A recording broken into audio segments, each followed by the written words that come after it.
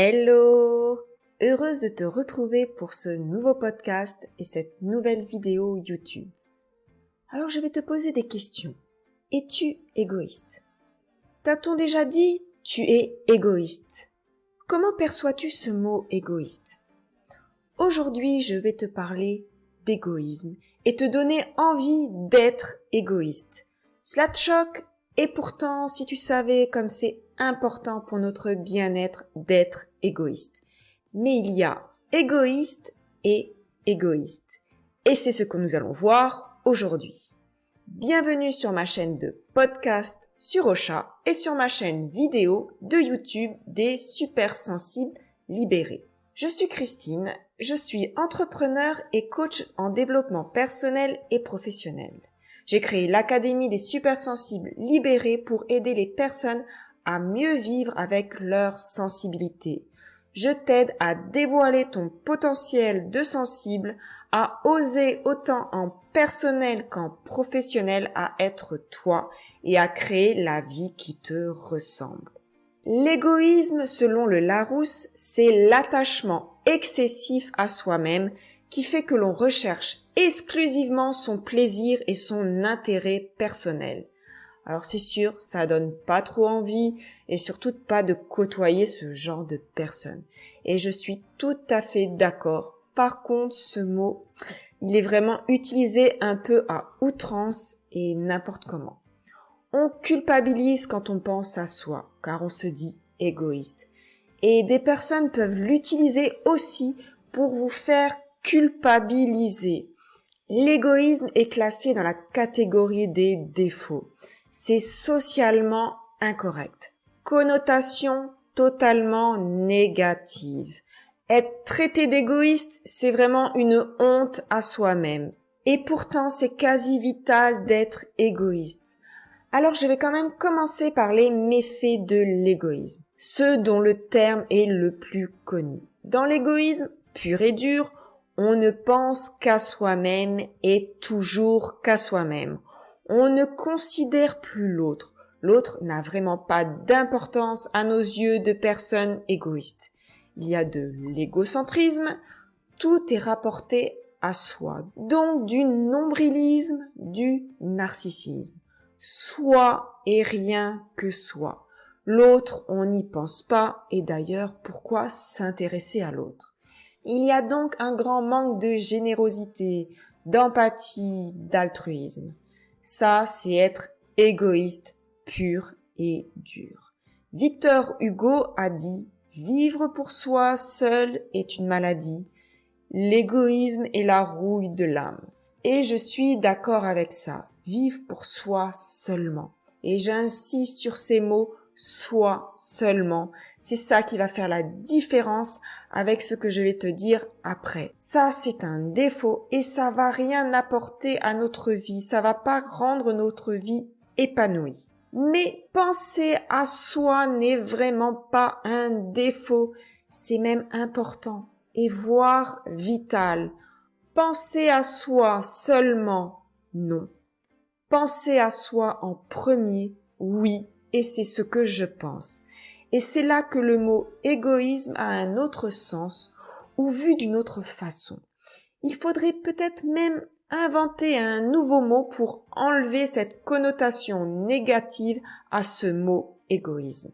Parce que quand on se fait traiter par quelqu'un d'égoïste, ou même quand on pense à soi, souvent, on se sent coupable.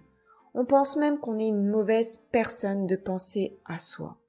Que ce n'est pas bien d'être égoïste, de penser à soi.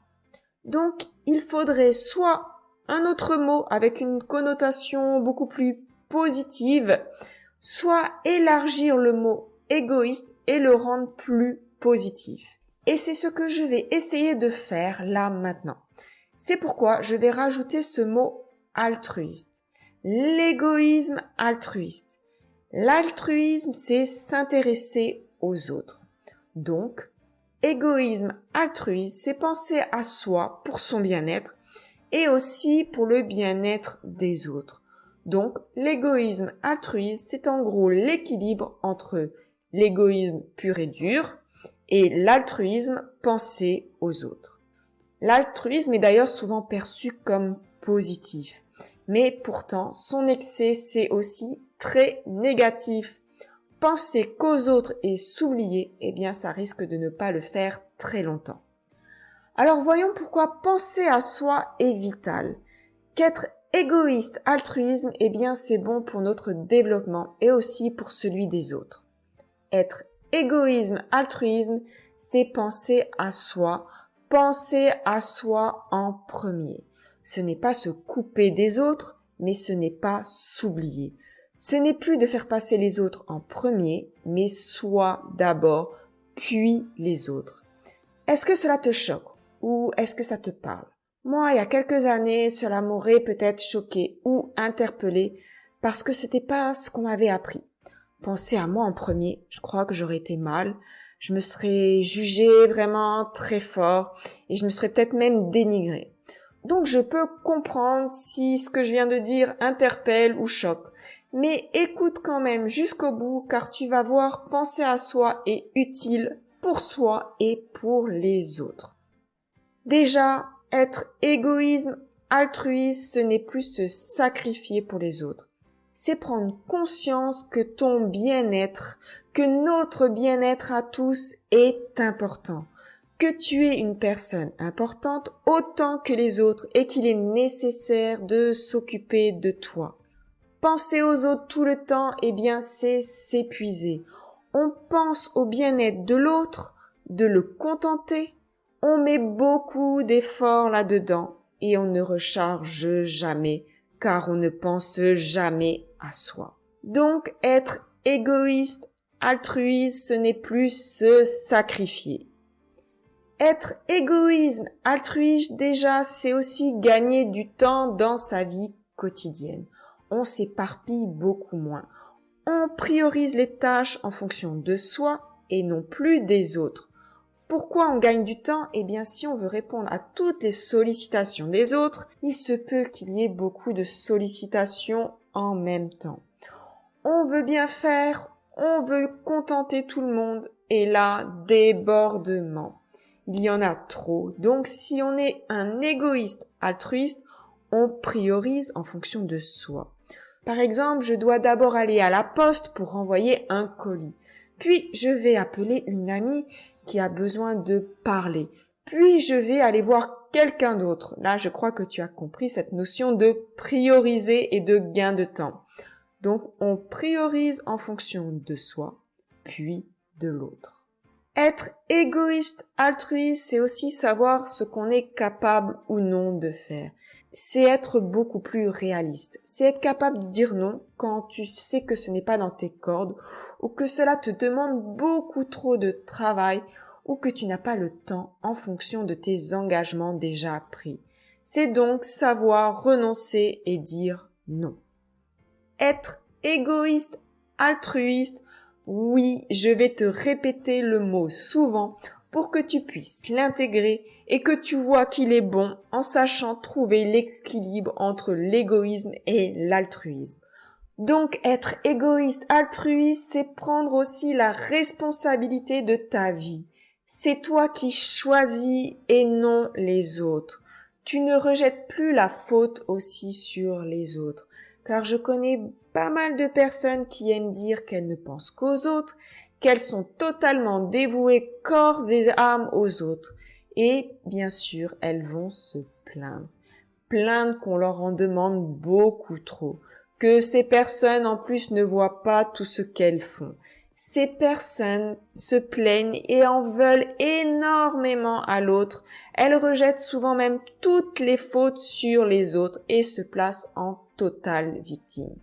Je peux te dire que leur vie, elle n'est pas drôle. Elles sont souvent épuisées et vraiment très aigries. Elles rejettent sur l'autre, c'est l'autre qui est responsable de son malheur.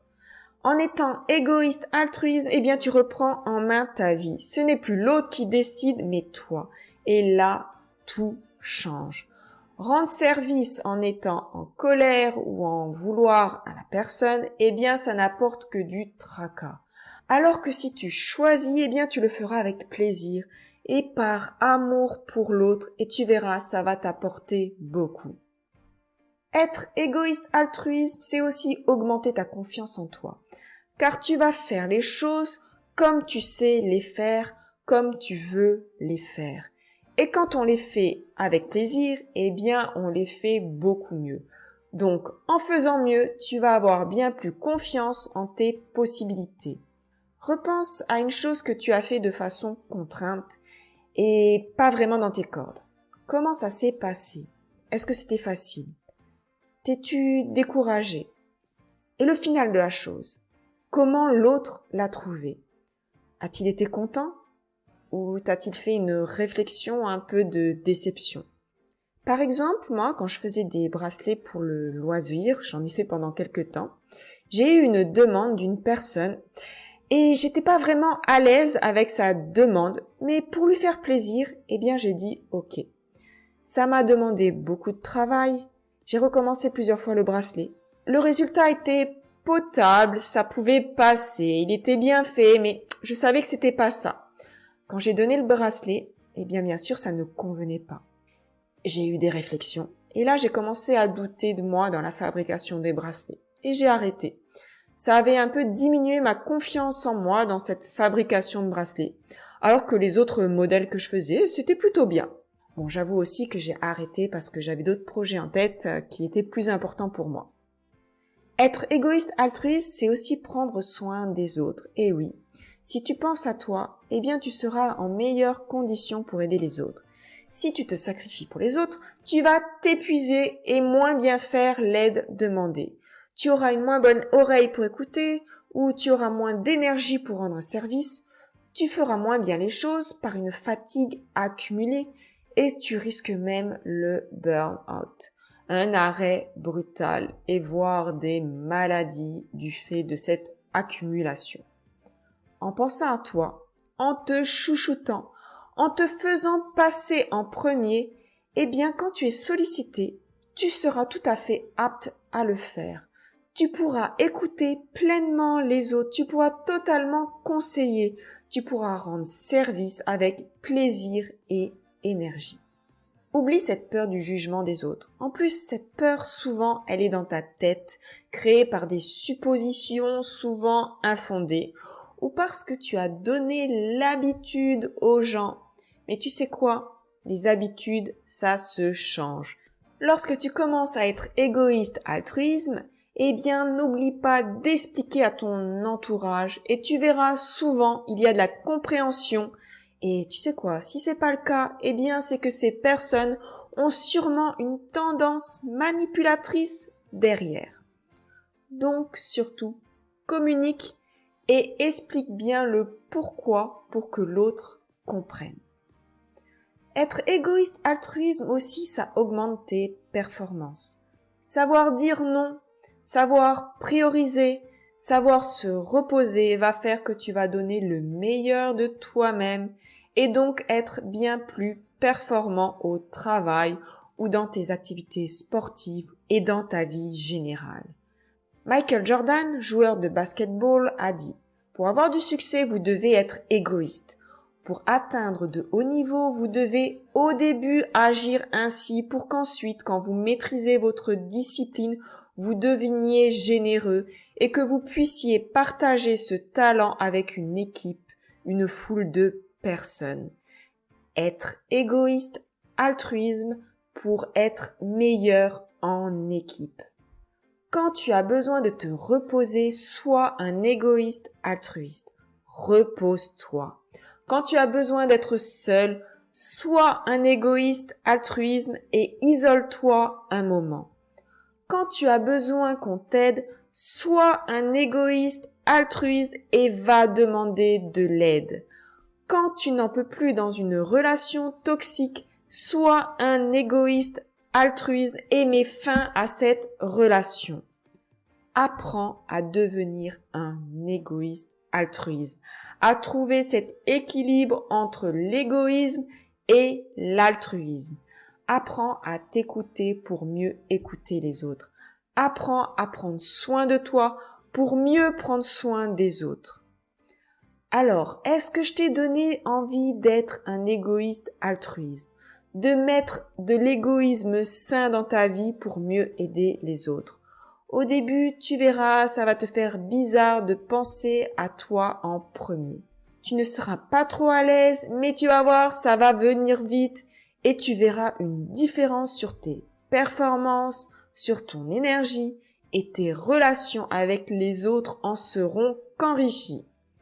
Ça va faire bizarre aussi à ton entourage au début, car tu leur avais donné une autre habitude, mais ils s'y feront aussi très vite avec de la communication. On ne fait jamais rien en force, on discute, on explique. Et ton entourage verra aussi du bénéfice pour eux à ce que tu prennes beaucoup plus soin de toi et que tu passes en premier. Et voilà pour aujourd'hui avec l'égoïsme altruiste. Et là, je crois que tu as intégré ces mots et j'espère que tu vas prendre soin de toi maintenant, que tu te fasses passer en premier et que tu prennes soin des autres après. J'ai maintenant créé l'Académie des super sensibles libérés que tu peux retrouver aussi sur mon Instagram. Créons la vie qui nous ressemble et je tiens à ce que chacun puisse se donner les moyens de le faire. Viens oser créer la vie qui te ressemble. Partage-moi tes ressentis, laisse-moi un commentaire, ça sera avec plaisir que j'y répondrai. Partager, c'est toujours enrichissant. Je te dis donc à la semaine prochaine pour un nouveau sujet.